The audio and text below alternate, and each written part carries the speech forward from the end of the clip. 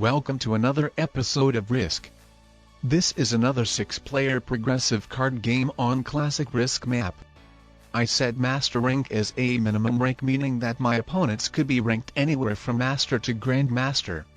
The black player is the most decent opponent out of all of the players. He wins every second game he plays, having a winning percentage of 48%, then the yellow and green players win every third game they play, having a winning percentage of 35%, and then the blue and white players win every fourth game they play. The blue player has a winning percentage of 27%, and the white player has a winning percentage of 25%.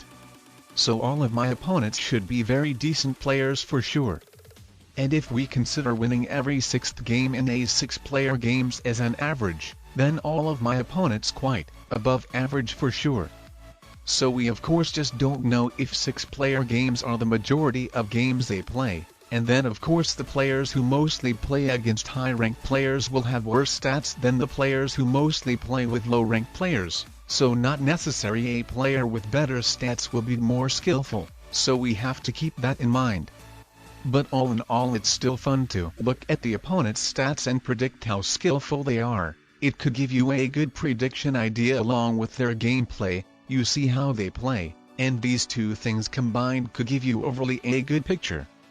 That's a bit unfortunate. The yellow player crushed my 3 troops in Australia. I thought with me bringing some more troops towards Australia in Asia might discourage from crushing these troops, or might even from going for Australia at all, but I was wrong.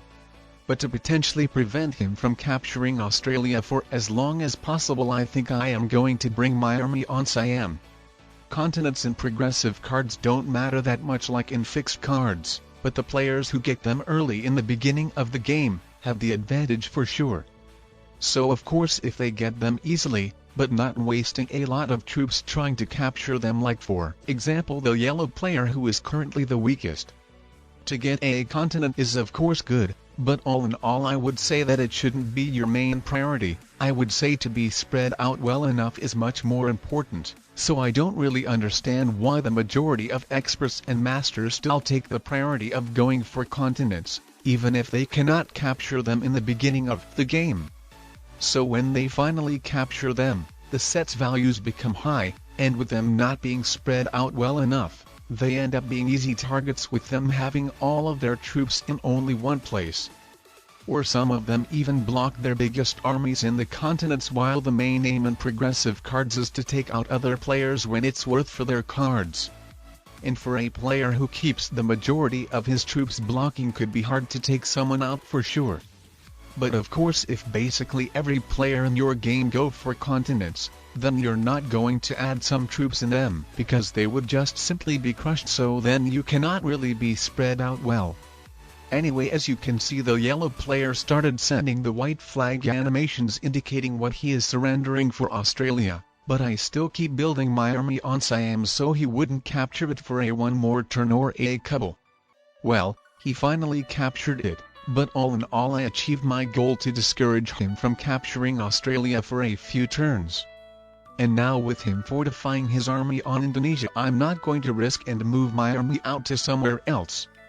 That was one thing when the yellow player didn't have the accessibility to crush my army, but now it's totally another thing when our armies are looking towards each other. The yellow player could potentially freak out and decide to crush my army, which would ruin the game for both of us. And then, like I said, you should avoid blocking your armies. You should look taking out other players when it's worth for their cards, so you should put your biggest army in a place where it would be suitable to go in multiple different ways.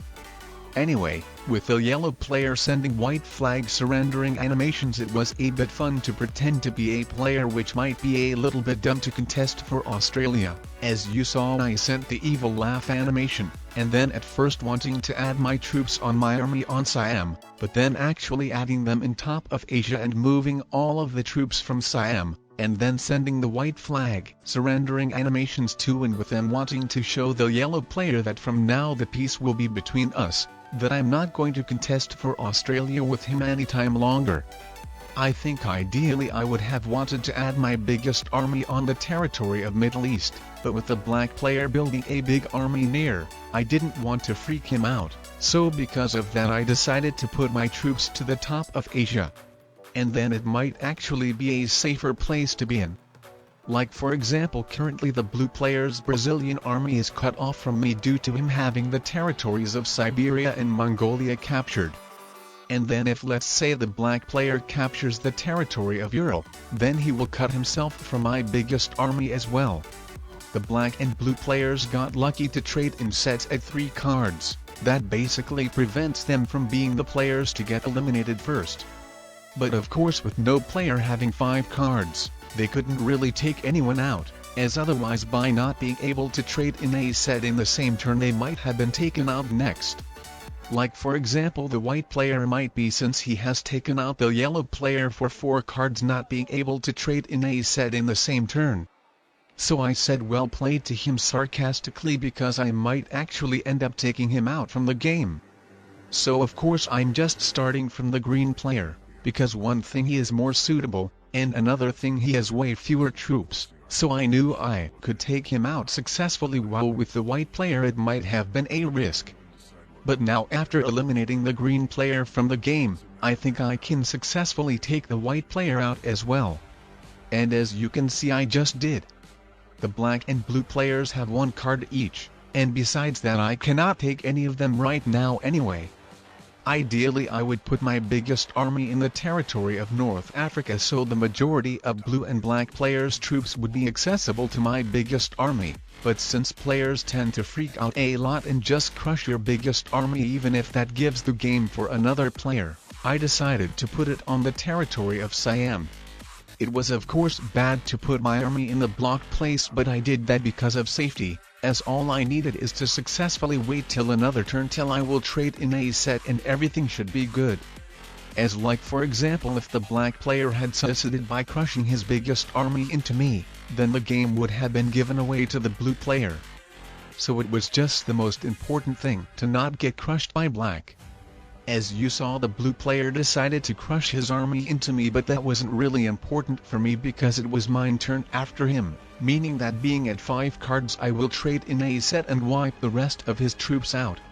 I wasn't able to trade in a set in the same turn, but I don't think it really that much matter because I don't think the black player will be able to take me out. One thing it seems with me having all of the map captured, it's not enough time, and then he might even run out of troops.